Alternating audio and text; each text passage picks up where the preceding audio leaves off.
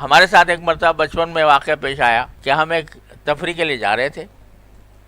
یہ ہمارے ہاں یہاں جو کراچی کے قریب ایک جھیل ہے، ہالجی جھیل کہلاتی ہے، تو وہاں جا رہے تھے.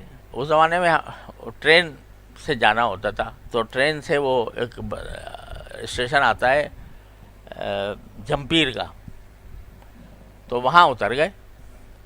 وہاں سے دیکھا بھائی یہ نہر کی طرف کون سی سڑک جا رہی ہے، تو وہ ایک سڑک جا رہی تھی، بتانے لوگوں نے بتایا یہ جاتی ہے سیدھی سیدھی جاتی ہے. سیدھی کا معنی مڑے گی توڑے گی لیکن پہنچا دے گی وہیں پر ہالی جی میں.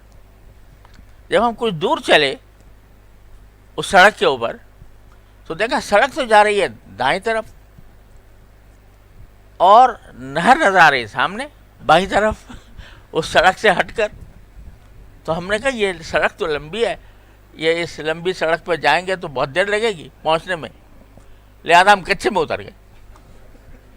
وہ کچا جو سیدھا جہاں سے وہ نہر صاف نظر آ رہی تھی، کچے میں اتر گئے. اب اتر تو گئے اور نہر بھی قریب نظر آ رہی تھی. جب نہر کے قریب پہنچے تو دیکھا دلدل ہے، زبردست دلدل ہے. اس سے گزر کر نہر سامنے نظر آ رہی ہے، بیچ میں 100 میٹر کا فاصلہ ہوگا زیادہ سے زیادہ، لیکن دلدل زبردست، اس میں پاؤں جمانا مشکل. تو بڑی مصیبت.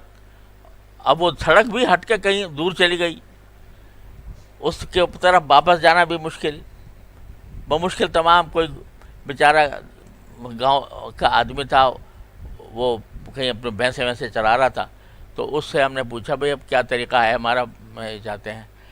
کہنے لگے اس دلدل کے اندر صرف ایک چھوٹا سا راستہ ہے کہ جس سے آپ پہنچ سکتے ہیں نہر تک، اور میرے پیچھے آ جاؤ. وہ ہمیں لے کر وہ ایک خاص جگہ پر پہنچا، دلدل کی ایک خاص جگہ پر. وہاں دلدل کم تھی، پاؤں تو پھر بھی دس رہے تھے لیکن کم تھی.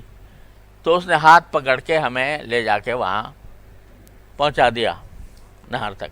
تو سبق یہ ملا کہ جب صراط مستقیم سے ہٹے، وہ صراط مستقیم چاہے لمبی جا رہی ہو اور چاہے اس میں موڑ توڑ آ رہے ہوں، لیکن اگر اس سے ہٹے تو ہٹنے کا نتیجہ بالآخر گمراہی ہے. اور اس گمراہی جو ہے وہ عقل سے دور نہیں ہوگی، وہ کسی کے ہاتھ پکڑ کر لے جانے سے دور ہوگی.